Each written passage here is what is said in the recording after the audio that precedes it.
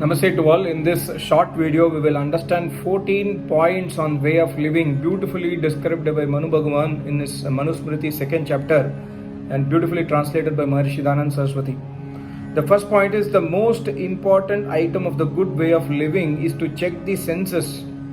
As a good driver checks his horses from pernicious temptations and to direct them to the right path.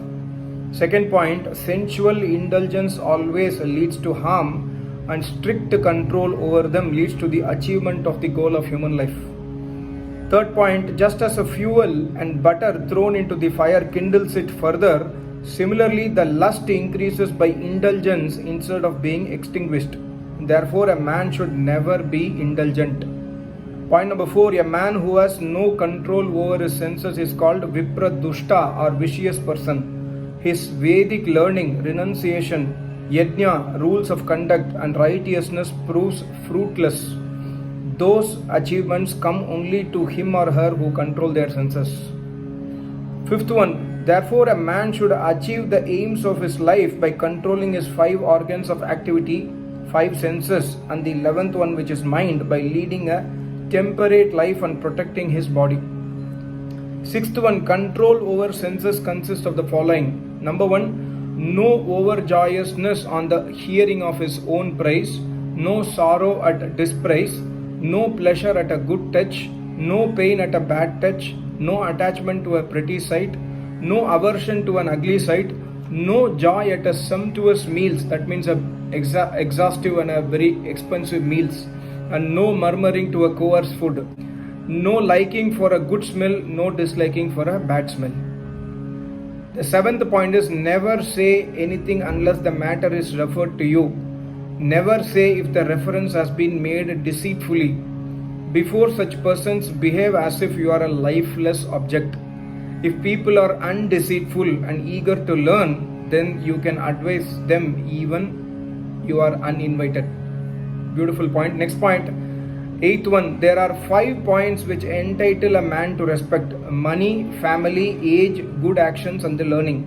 But superior to money is family, superior to family is age, superior to age is good actions, and superior to good actions is the vidya or the learning. Here learning means Ved Vidya. 9th point, even an old man of 100 years of age is like a child if devoid of Ved Vidya or learning. And if a boy is a giver of the knowledge, he should be respected like an aged person. All scriptures are of the opinion that a fool is called boyish and the learned man as a father. Point number 10, nobody can be an elder by age. Nobody can be elder by grey hair, riches or big family.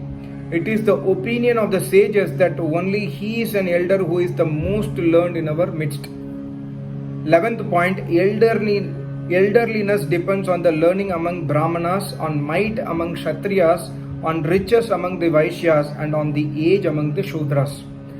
12th point, grey hair on the head do not make a man elder.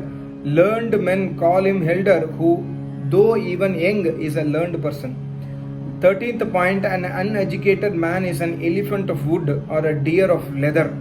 A man without education is only a man in name. Here education does not mean MA, PhD, MSc, BSc, etc. Here education means Vedic education. Because this is written by Manu Bhagavan, at that point of time there is no degrees available. So education always means Vedic education, and in Vedic education both Bhautikvad, the scientific knowledge is also there, the Adhyatmikvad, the Brahma Vidya also is there. The last point, the 14th point, therefore a man should get education which is Ved Vidya, Brahma Vidya, become virtuous person, be free from malice and preach for the well-being of the people. The language used in the preaching should be soft and sweet. Blessed are those who advance their preaching. What a beautiful knowledge. So we must always try on a daily basis to advance our learning, advance our Ved Vidya, advance our Swadhyaya, advance our worship towards Almighty God, and advance towards service to an Acharya. Thank you so much. Namaste. Om.